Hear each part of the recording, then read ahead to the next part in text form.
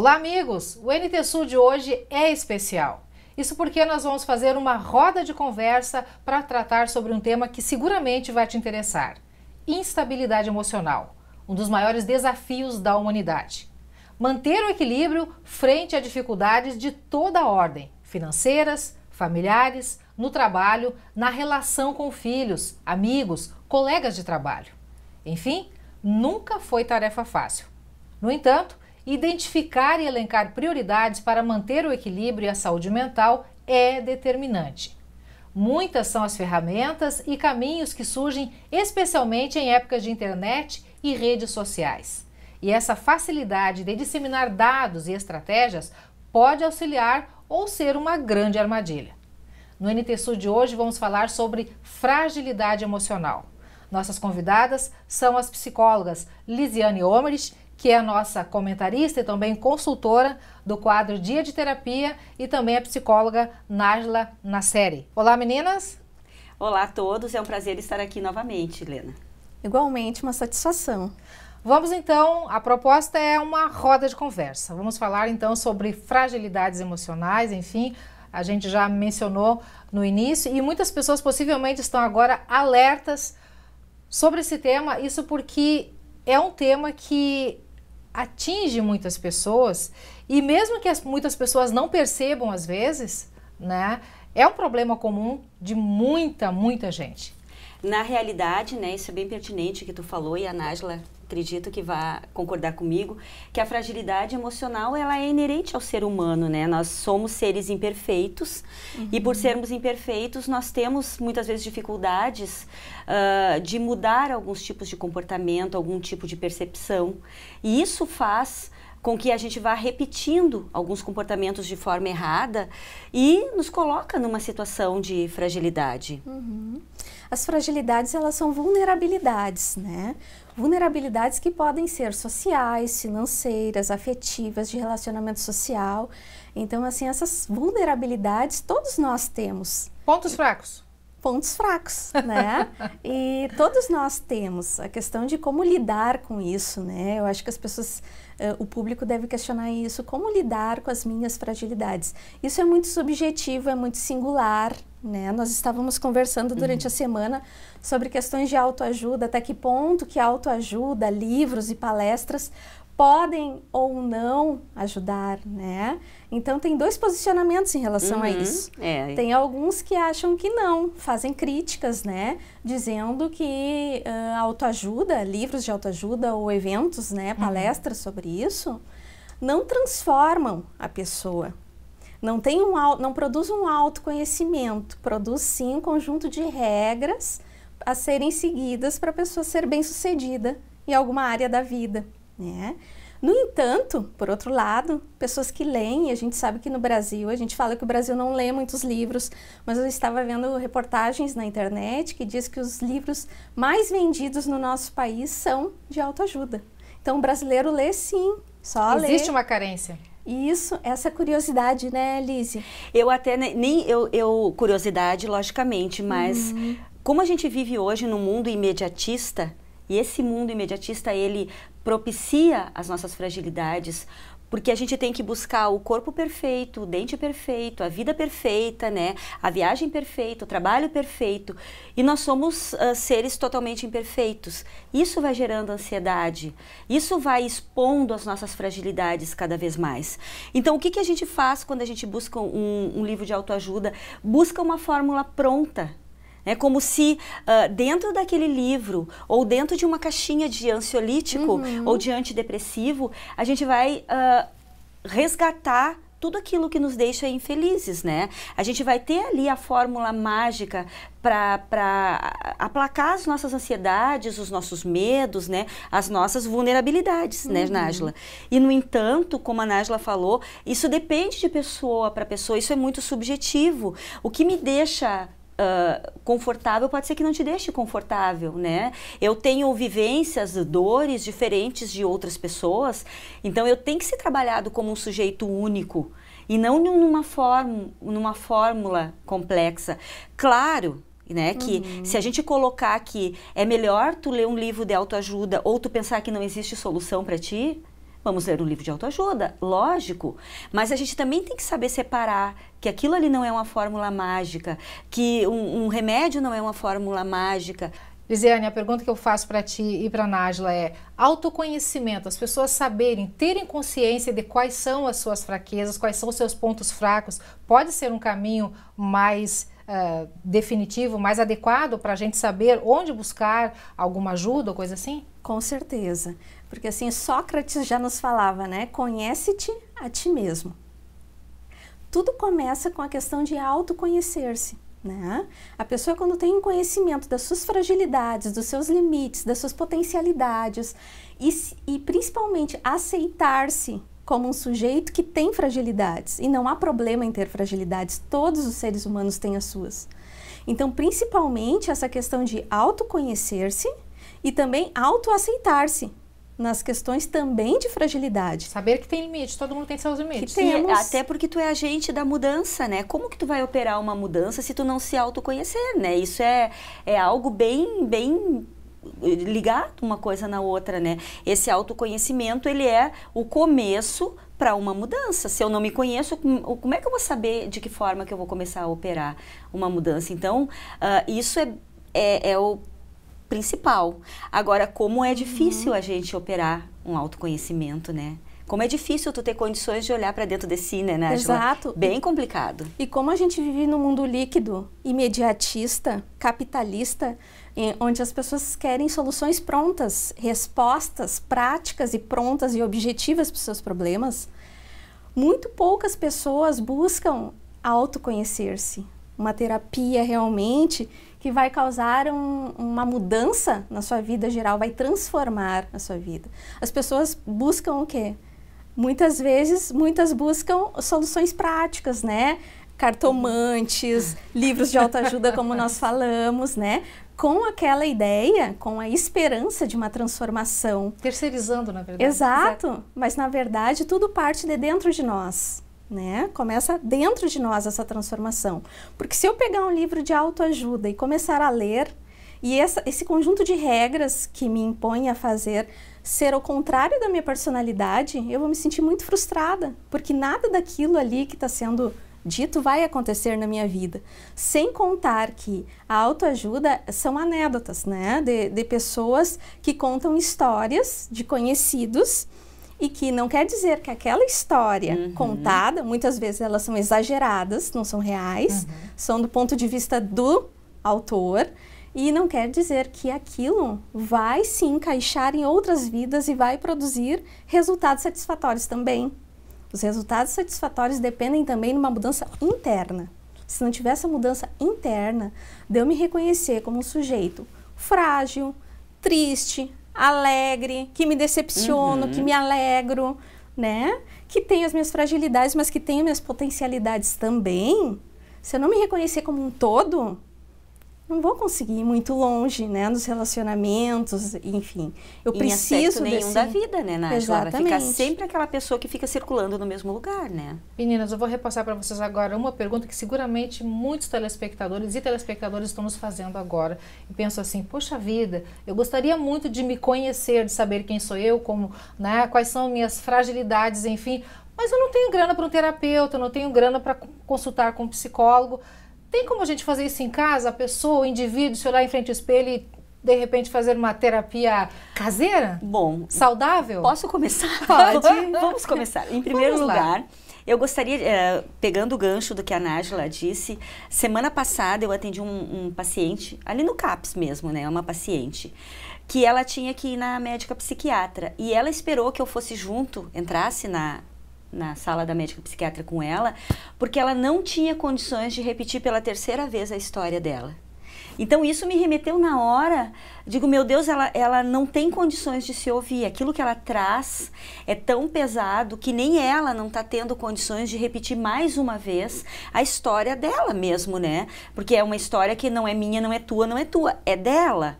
E como aquilo ali naquele momento tá pesando, que ela não consegue nem falar sobre a história dela. Então eu entrei e eu falei a história dela para a médica, porque ela não tinha condições de falar, né? Então, se tu não tem muitas vezes condições de falar a tua história, como que tu vai promover o autoconhecimento? né, Helena? Então, isso fica até difícil, né, Nájila, de tu fazer isso em casa, né? De tu buscar um autoconhecimento, porque a nossa tendência é se auto-sabotar, né? A gente, no fundo, sabe os nossos defeitos, as nossas qualidades, as nossas fragilidades. Mas ainda a gente tem aquele mecanismo que vai passando a mão, né? Em cima da gente mesmo. Então, dentro dessa pergunta que tu fez, tem o CAPS, que é saúde pública, né? Que a gente é de portas abertas e recebe todas as pessoas que realmente sentem que tem uma fragilidade, tem algum transtorno mental, tem algo diferente. E nós estamos ali para acolher, para ouvir, para investigar e para direcionar, né?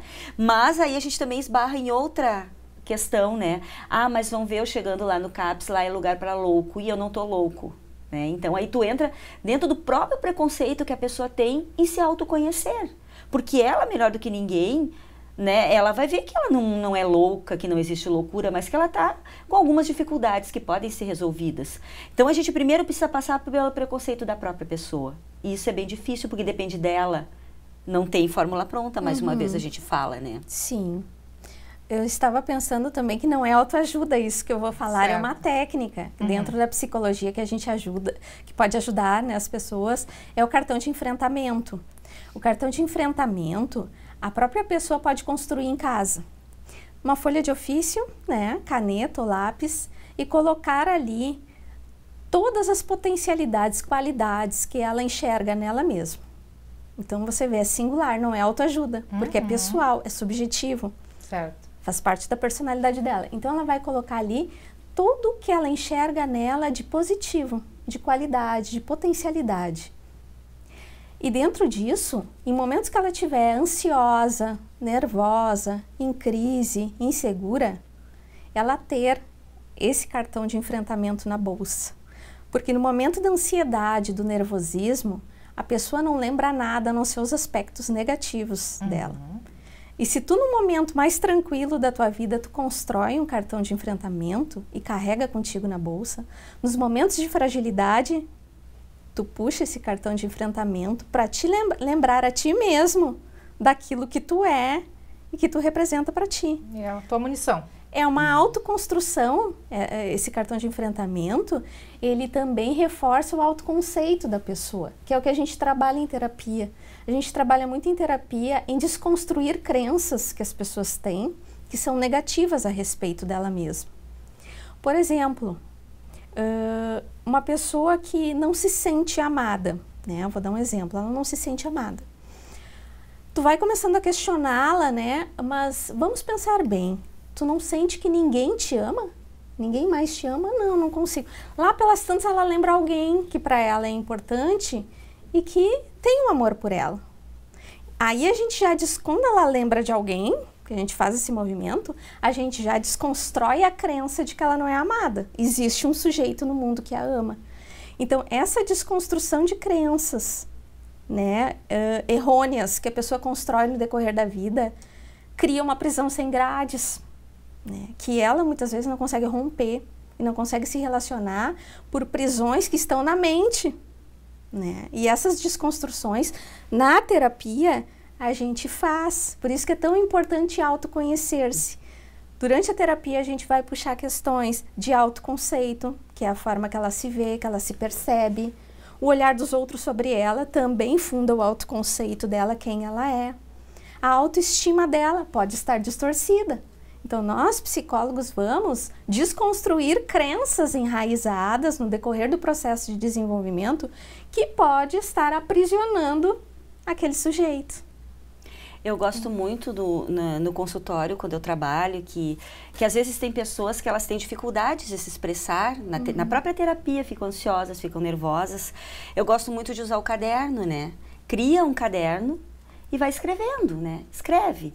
E eles trazem esse caderno na terapia e a gente começa a ler, né? Eu digo, agora tu lê aquilo que tu escreveu, vamos trabalhar em cima daquilo que tu escreveu. Como que é um diário? Um diário. mas a gente faz um trabalho em cima daquele diário, né? Como a Nájila disse, vai desconstruindo algumas situações e a própria pessoa, a partir do momento que ela está lendo aquilo que ela escreveu, ela tem uma percepção totalmente diferente daquilo naquele momento que ela estava escrevendo e depois quando ela foi ler aquilo que ela escreveu. Muitas vezes ela se dá conta assim, não, mas isso que eu escrevi não é assim que funciona. É assim que eu sinto, é assim que eu vejo. Então, a partir dali, ela já começa também a se autoconhecer, ela começa a prestar atenção até naquilo que ela escreve, porque quando ela está escrevendo é um produto dela que está ali, né, Nájila?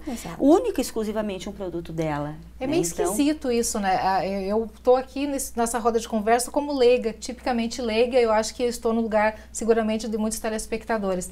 A gente, essa questão de autoconhecimento, como muitas pessoas, na comunicação, ouve muitas pessoas dizer, eu não gosto da minha voz, quando eu gravo, eu não gosto do que eu ouço.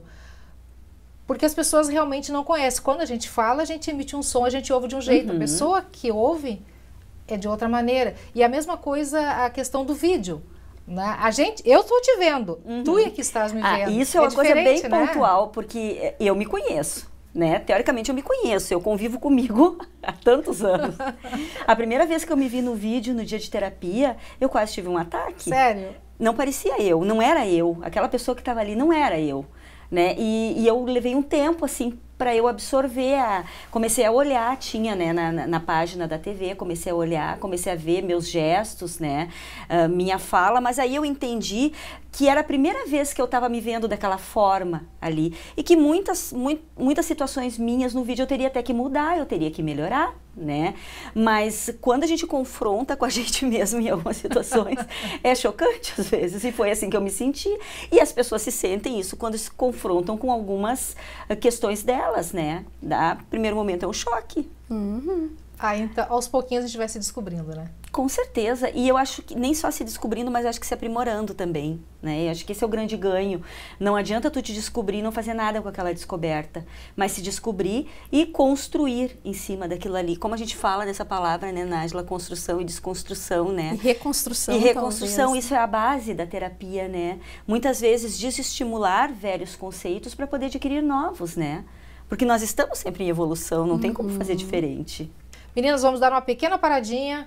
Você que está aí, não sai daí que nós vamos continuar dentro desse assunto, é claro. No próximo bloco, a exploração da fragilidade, da baixa autoestima, das cobranças sociais, como elas se formam e se sustentam.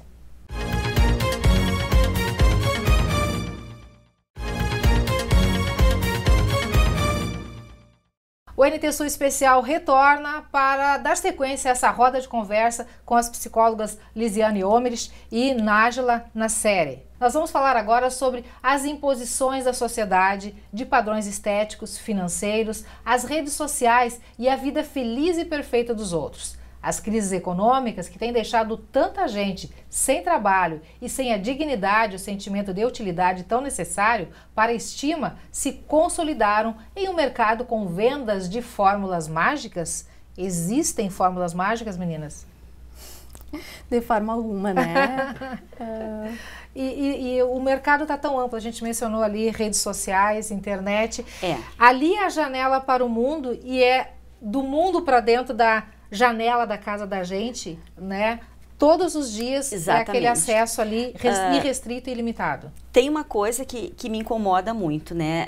Vocês duas vão concordar comigo, que antigamente, quando a gente falava em questões sociais, né?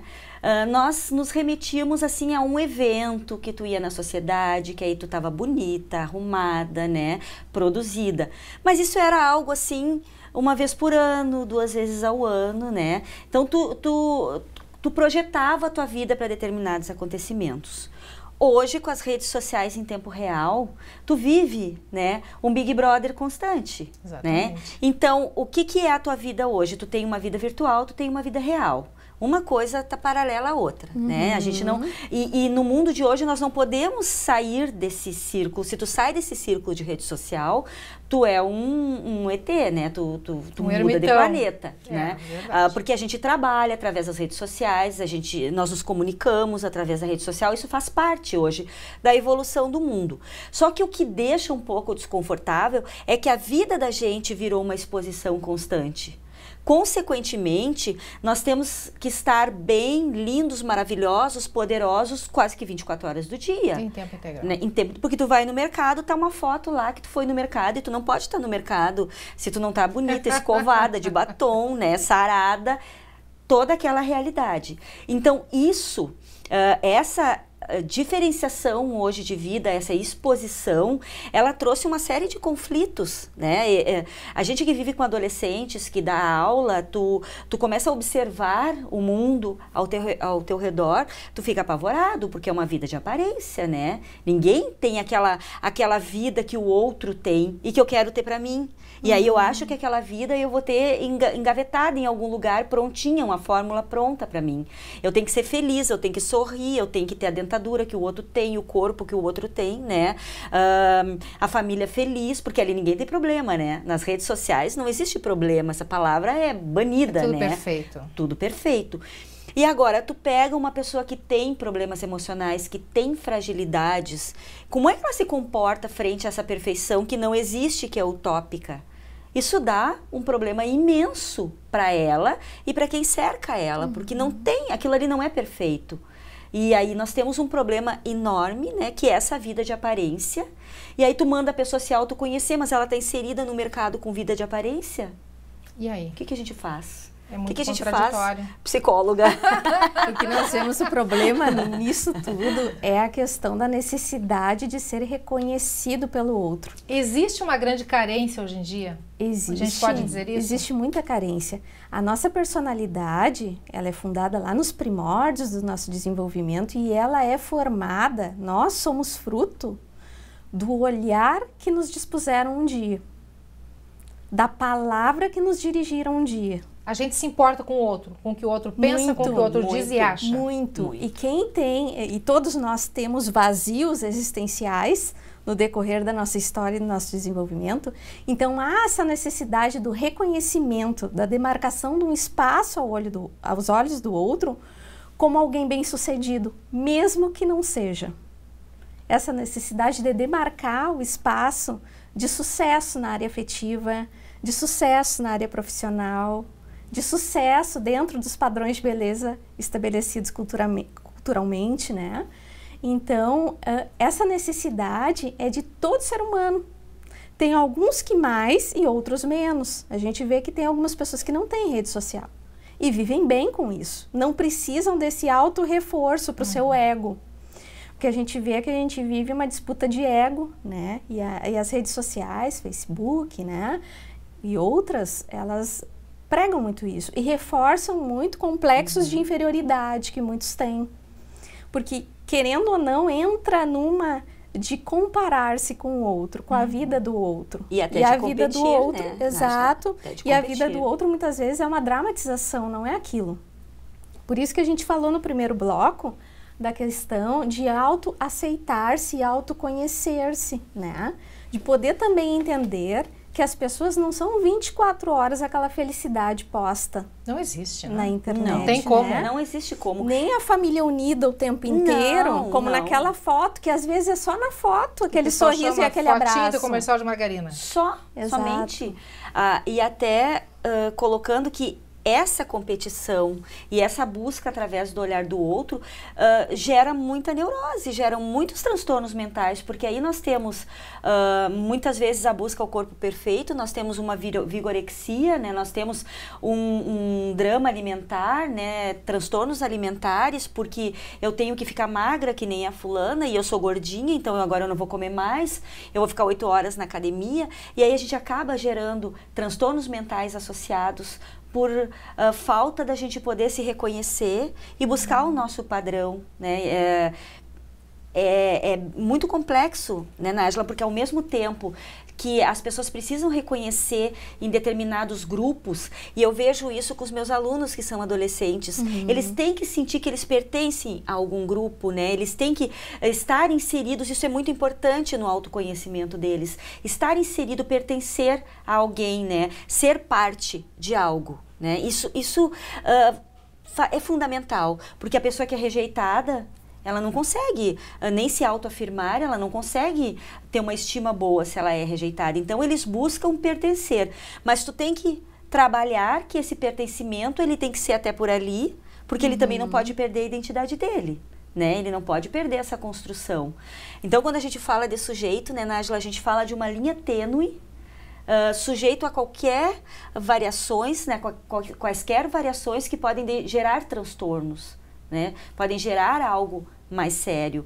E eu vejo assim, e eu tô aqui mais uma vez, eu vou falar que eu não sou contra as redes sociais, eu gosto desse mundo virtual, eu acho que a gente cresceu muito com esse mundo, né? A web nos traz coisas muito boas, nos traz ensinamentos, desde que a gente, claro, que a gente procure, né, aquilo que é correto, né? Aquilo que é sério, né? Então, ela trouxe um caminho que jamais a gente imaginou. Eu sou do tempo da pesquisa na Barça, né? Na Delta Larousse, na Universal, gente, né? Enciclopédia. Eu sou desse tempo que a gente pegava o caderno e ia copiar na biblioteca.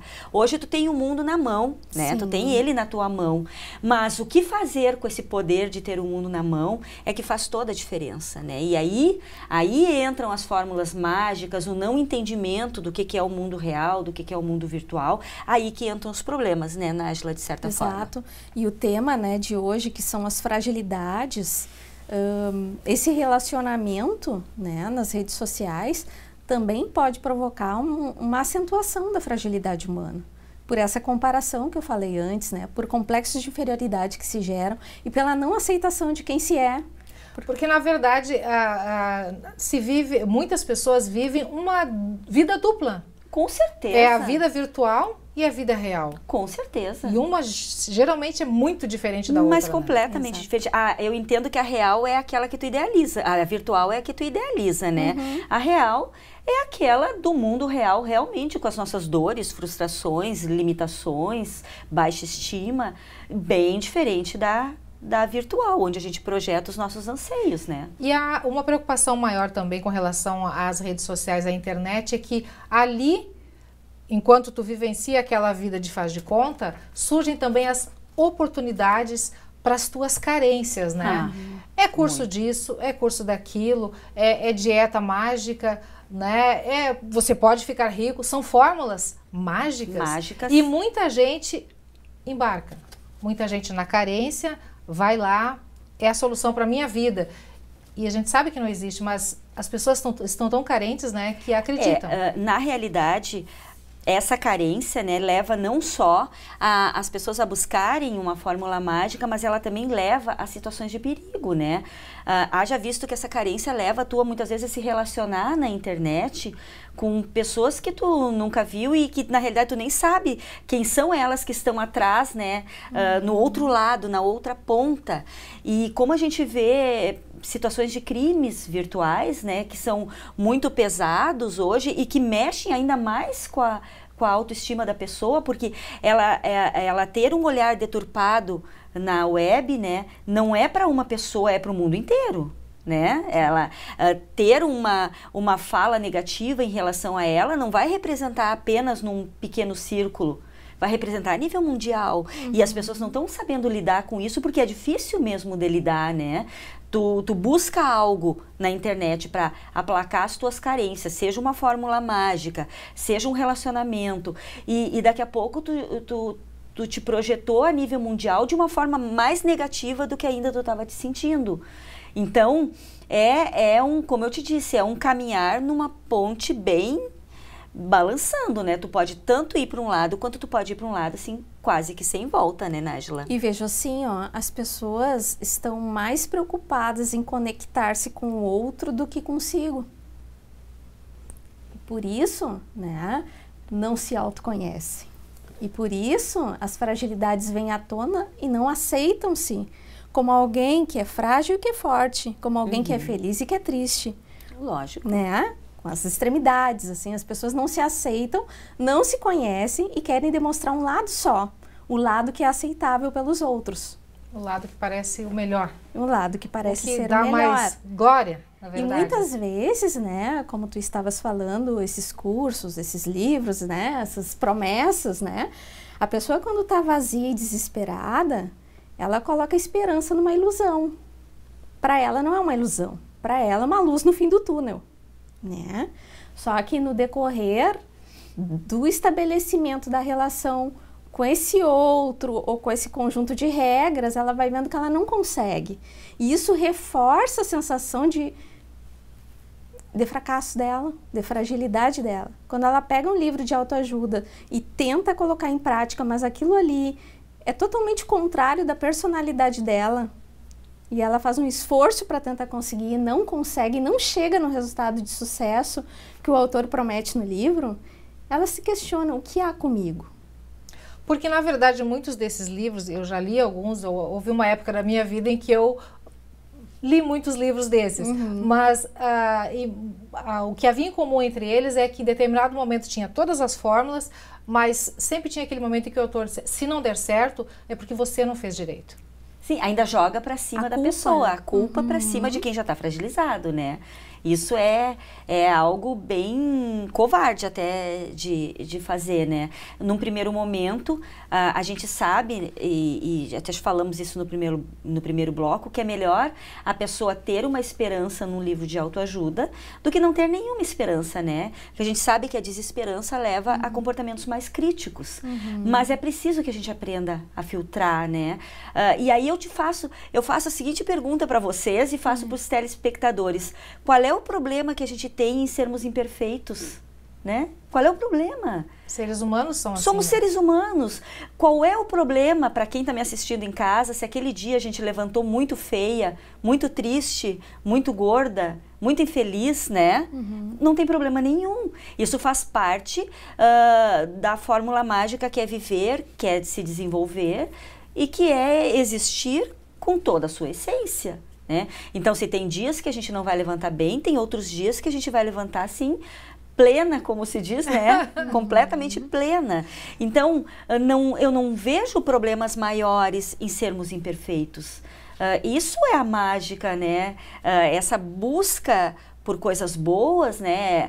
Eu acredito sinceramente, e até nem fala a psicóloga agora, fala o sujeito aqui, que uma conquista ela tem um sabor melhor, né? Quando a gente, aquilo foi árduo, quando a gente exercitou a nossa capacidade de nos superarmos em determinadas fragilidades, determinadas fraquezas, né? A recompensa parece que ela é muito melhor depois. Então, por que a gente tem que viver uma vida aparente, né? Se por incapacidade nossa de lidarmos com as nossas frustrações, né? Pode ser isso, que a gente acha tão difícil sermos imperfeitos, porque a gente não sabe o que fazer com a gente naquele momento que nada tá bom, né? E ele existe, e muito, né? Então fica essa pergunta e já dou a resposta. Não tem problema nenhum, né? Nada. Assim é o ser humano na sua complexidade. E isso eu vejo que é muito difícil das pessoas aceitar, né? Isso precisa ser trabalhado em terapia. Isso tem que ser trabalhado, muitas vezes até no grupo familiar, não apenas o sujeito sozinho, porque às vezes ele está inserido dentro de um lugar onde ele é desmerecido o tempo inteiro. Onde ele é cobrado, ele é desvalorizado, ele é deixado de lado, ele é rejeitado, né? Então não tem como tu exigir que ele se autoconheça e ele se melhore. Se aquele ambiente é bem sistêmico, né, Nájila? Se aquele ambiente que ele vive é um ambiente completamente desfavorável. Segura só um pouquinho, tá? Este é assunto para o nosso próximo bloco. Então tá. No próximo bloco, então, quais os caminhos para lidar, para conviver, para reconhecer as suas fragilidades emocionais e pessoais? A gente volta logo.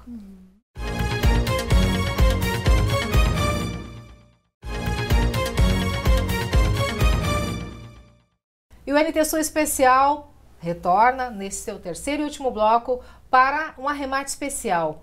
Caminhos para ajustar as fragilidades emocionais. Será que existe um caminho para resolver essas questões? Promover uma melhoria gradativa e efetiva? Começa esse terceiro e último bloco perguntando para as nossas psicólogas Lisiane e Nájila. E aí, meninas? Bom, não tem fórmula, né? A gente já vem colocando sobre isso, né? Que tudo faz parte de uma construção que ela começa no autoconhecimento do sujeito. Mas fórmula a gente não consegue encontrar, logicamente. Mas existe um caminho, né? E o caminho que eu vejo, assim, dentro desse mundo que a gente está inserido, e sempre partindo do princípio que nós somos produto também do meio que a gente vive, né? E aí eu estava conversando contigo, né, sobre famílias, né, sobre o sistema onde nós estamos inseridos, que muitas vezes isso tem que ser trabalhado em conjunto. Se a gente vem de uma família onde ninguém se respeita, onde ninguém ouve uns aos outros, onde ninguém valoriza, não exercita aquele hábito de valorizar a pessoa, né, de investir nela, de entender o momento que ela passa, nós vamos ter muito trabalho em elaborar um sujeito, porque tu até trabalha ele em terapia, né, Nájila, mas ele vai voltar para o mesmo ambiente comprometido da onde ele veio, né? Então, não tendo fórmula mágica, se a gente não estende esse trabalho também naquele meio onde o sujeito está inserido, cada vez vai ficando mais difícil de tu fazer com que ele se autoconheça, que ele adquira uma autoconfiança, que ele tenha consciência dos seus limites, das suas potencialidades, como a Nájila tanto falou, que quando a gente tem uma estima baixa, a primeira coisa que tu coloca, né, Nájila, é que eu não presto para nada, né, eu não tenho valor nenhum. Essa é a frase na boca de qualquer um, né. Então, quando não tem um lugar que estimule essas coisas boas, cada vez fica mais difícil de tu trabalhar o sujeito. Então, eu vejo sempre que o olhar, ele tem que ser no sujeito e naquilo que está ao seu redor. A gente não pode fugir disso, né, Nájila? Exato. Lise, antes da Nájila falar, uma pergunta. Isso vale para adultos e crianças? Com certeza. Com certeza. Nós rodamos, inclusive, aqui no NT Sul essa semana, uma reportagem do trabalho que é desenvolvido lá no CAPES, sim. Tendo como alvo as crianças, mas com envolvimento com a família também, né? Mas com certeza, mas isso vale para todas as situações. Para todos, e principalmente com crianças e adolescentes, porque eles estão em idade de construção e eles precisam da família para construir eles não se formam sozinhos, eles precisam de proteção, de cuidados, de ensinamentos, né? Uma criança não aprende sozinha, ela é produto daquilo que tu ensina ela. As fragilidades começam ali também. E quantas vezes a gente pune uma criança por atitudes erradas que essa criança faz? Ela não tem que ser punida, ela tem que ser orientada, porque a criança precisa de uma orientação. Então, daí o trabalho do CAPES com crianças e com adolescentes que envolvem as famílias. Então, o sujeito, ele não se constrói sozinho, né, Nájila? O contexto familiar e o discurso familiar em torno dessa criança, até tem um autor que fala palavras em torno do berço. Começa lá no bercinho, na verdade começa na gestação. Mas esse autor traz que palavras em torno do berço, as palavras pronunciadas pelos pais acerca da criança, de quem eles esperam que ela seja, toda a perspectiva, a expectativa em relação ao filho, colocadas ali, em volta do berço, mesmo que a criança não entenda ainda o vocabulário, pelo tom de voz que tu usa, né, a suavidade que tu passa, já são assimiladas no inconsciente. E depois, quando a criança se torna maior, né, a gente tem que cuidar muito palavras pesadas para elas. Porque uma coisa é dizer, que feio isso e que feio tu é. É melhor dizer, eu não gostei disso que tu fez, do que dizer, eu não gostei de ti. Ou que feio que tu é. Que feio que tu é afeta a autoestima. Agora, que feio isto que tu fez é uma outra entonação. Então, assim, esses cuidados com as palavras, entende? Da forma que se coloca as palavras, o tom de voz que usa, a firmeza que tu passa, faz parte da construção da história do sujeito, faz parte da nossa história, Exatamente. Da forma que nós fomos criados também. Hoje nós somos fruto de toda essa história da nossa criação, dos relacionamentos que a gente teve de amizade, né? Dos relacionamentos atuais também, porque eles nos transformam, eles nos reconstroem, né? Nos destroem, nos constroem de novo. Então, a gente vai pegando um pouquinho das experiências. Exato, né? Tem outro autor que fala que nós somos uma colcha de retalhos, como se fosse uma colcha de retalhos. Nós somos construídos a partir de um pouco de cada. Né? De cada um. Então não tem como tu pegar um sujeito, né, que hoje ele apresenta uma baixa estima e pensar que ele adquiriu isso agora, né? Isso foi construído, né? Foi de certa forma, foi desconstruído nele desde a infância. A baixa estima, o não se reconhecer, né? Às vezes até como uma pessoa com qualidades, tudo. Isso vem sendo trabalhado negativamente, né, Nájila, no decorrer da evolução dela. Então, não tem como tu separar. A importância, então, dos pais terem essa consciência, a família, se a família sonhasse, né, Nájila, o quanto ela é importante no desenvolvimento de um sujeito, eu acho que as percepções familiares, elas seriam bem diferentes, né? A família é o agente construtor e destruidor também, né? Não, porque nós viemos, como eu torno a repetir, quantas vezes for necessário, que a gente vem de um ambiente familiar, vem de um sistema, né? Que engloba escola, família, depois trabalho, né? E aí as relações que a gente vai perpetuando a partir da escola, a partir das amizades, a partir do trabalho, né?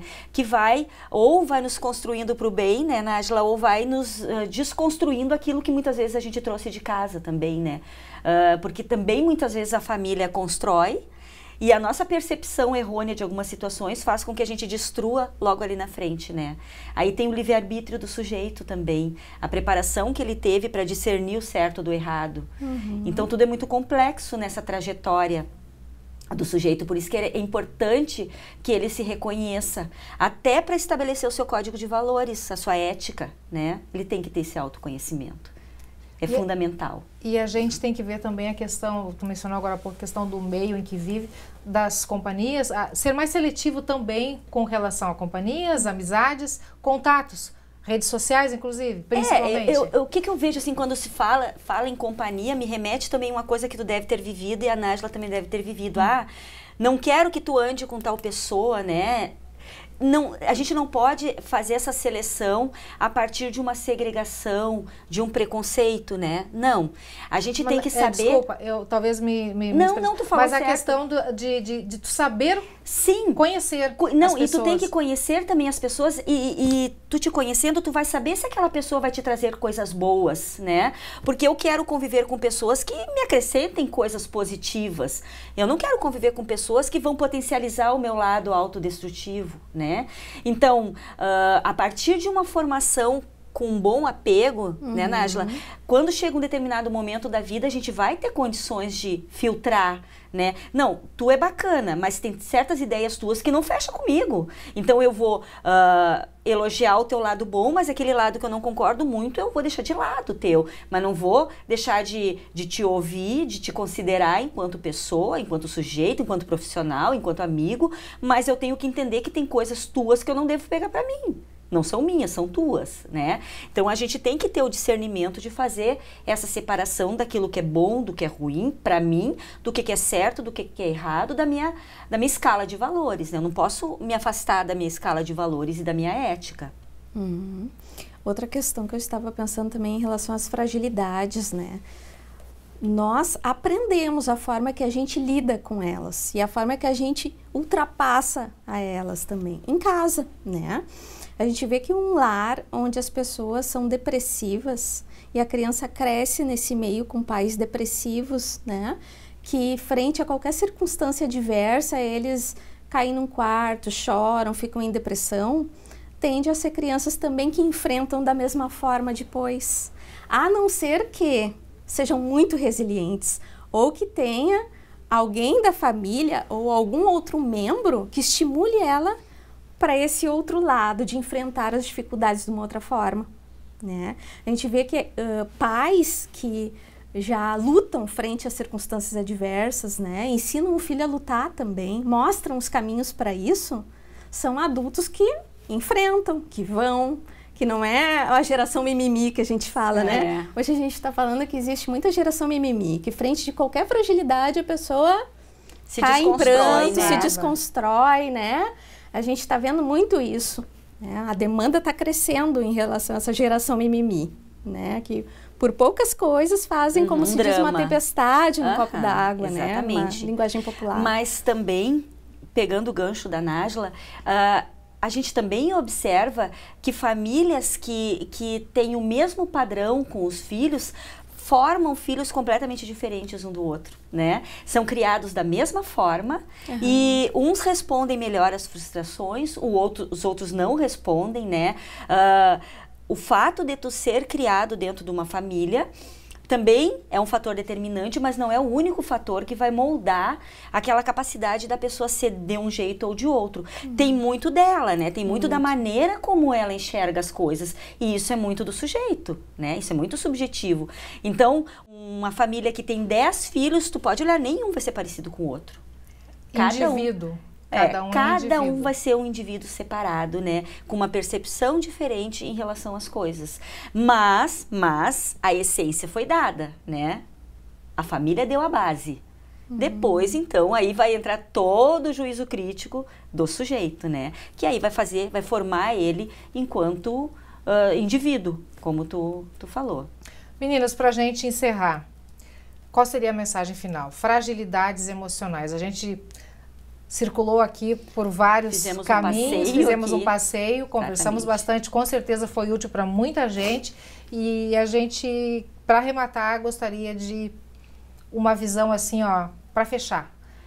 Que mensagem a gente poderia deixar para o nosso telespectador? Bom, o que eu deixaria? Em primeiro lugar, foi aquilo que eu já falei, né, Helena? Pessoas precisam ser pessoas. Pessoas têm que existirem enquanto pessoas, com altos e baixos, com inseguranças, com medos, né? Com potencialidades incríveis. E precisam, em algum momento da vida, se reconhecer como tal, né? De certa forma. Mas, o que eu deixo assim de mais pontual? Que se chegou no momento da vida que não conseguiu sair do mesmo círculo vicioso, que não evoluiu, que o sofrimento é o mesmo quando tinha 15, 16, com 20, com 30, com 40, o sofrimento é o mesmo, então está na hora de pedir ajuda. Está na hora de procurar uma ajuda. Ninguém, de alguma forma, a gente tem que ter responsabilidade pela nossa vida, pelo nosso corpo físico, pela nossa mente, né? E essa combinação tem que ser uma combinação saudável. Então, a partir do momento que tu tentou de vários caminhos ser uma pessoa melhor, mais equilibrada, mais feliz, mais alegre, mais realizada, e tu não conseguiu, não tem fórmula mágica, nem numa caixinha de medicamento, nem num livro de autoajuda, né? Como eu disse, pode ajudar, mas não é um fator determinante. Se chegou nesse ponto e a coisa não evoluiu, então está na hora de procurar uma ajuda profissional e poder, então, vasculhar dentro de si e ver onde é que está a raiz do problema, né? O que traz tanta dor, o que traz tanto desequilíbrio, o que impede de se construir, de evoluir, né? E sem medo, porque ter fragilidades não é feio, né? Não precisa ter preconceito em relação a isso. Isso é do ser humano. E nós somos seres humanos, então a gente tem que viver como tal. Isso quer dizer que a solução geralmente está aqui. Dentro, é de dentro para fora, né? Tu pode fazer um cabelo bonito, tu pode ter dentes bonitos, tu pode ter o carro do ano, mas se lá dentro tu não tiver resolvido, nada disso vai adiantar, né? Tu não vai finalizar nada na tua vida, porque tem uma coisa pendente que ela precisa ser resolvida, precisa ser trabalhada. Eu faço das palavras da Lísia as minhas palavras, né? E acrescento também que o maior problema são as prisões sem grades. A prisão mental, né? O ser humano, com seu pensamento construído ao longo da sua história, cria barreiras, limites, grades, né? Invisíveis, mas que existem. E que bitolam ela no sentido de ir e vir, e de fazer, de realizar e de se relacionar, né? Uma das coisas assim é tentar conectar-se consigo mesmo. Em vez de estar preocupado com a conexão com os outros, o que o outro pensa a meu respeito, começar a repensar a sua vida e pensar o que eu gosto. Qual é o meu desejo? O que me faz realmente feliz? Acho que essas perguntas, né? O sentido da vida é ser feliz. Não que a gente não possa experimentar momentos de desprazer, mas esse momento de desprazer ele não vai ser eterno, assim como momentos de felicidade não são eternos. Lógico. E aceitar-se nessa condição, né, dessa ambiguidade que o ser humano tem, de ter momentos infelizes, ter momentos felizes, e saber o que eu gosto e traçar uma meta para chegar aonde eu quero chegar. E essa meta não está em livros que generalizam para todos os seres humanos. Essas a gente busca dentro de nós qual é a estratégia, né? Eu quero determinada coisa, o que eu, com as minhas condições mentais, com a minha personalidade, posso fazer para alcançar isso que eu tanto almejo? O que está dentro das minhas condições para me fazer mais feliz? Vale ser um pouquinho, bastante egoísta nessas horas. Pensar em si. Às vezes sim, né? Às vezes é necessário tu pensar o que me faz feliz e não só o que faz o outro feliz. Porque as pessoas estão muito preocupadas com o olhar dos outros, em como são vistas, principalmente em como os outros me enxergam. E aí elas dramatizam uma vida que não é delas e passam 10, 20 anos dramatizando e não sabendo encontrar o que realmente quer, o que realmente quer ser e o que realmente quer ter, né, na vida. Eu acho que é isso, né, meninas? Com certeza. Quero agradecer muito esse bate-papo, essa roda de conversa. De minha parte foi super especial, foi prazerosa. E eu espero que você em casa também tenha gostado e que de alguma maneira um pouquinho só que você assimile, que você utilize, que você tenha assimilado ou que possa ajudar alguém ou a você mesmo, a gente já está super feliz. Esse é o nosso objetivo. Fragilidades emocionais todos temos, somos imperfeitos, enfim, né? Mas tem solução e essa solução está dentro de nós. E se você não conseguir se recuperar ou sair deste buraco sozinho, busque ajuda, que é importante. Tá bom? Obrigado por sua companhia. A gente se vê. Até a próxima.